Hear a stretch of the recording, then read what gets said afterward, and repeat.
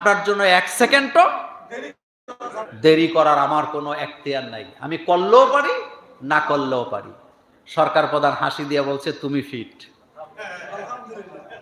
তুমি কি?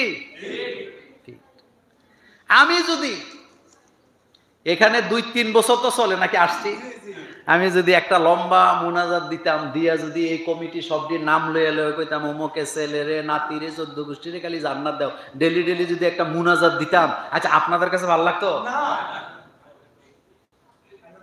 আমি তো দেব না মুনাজাত।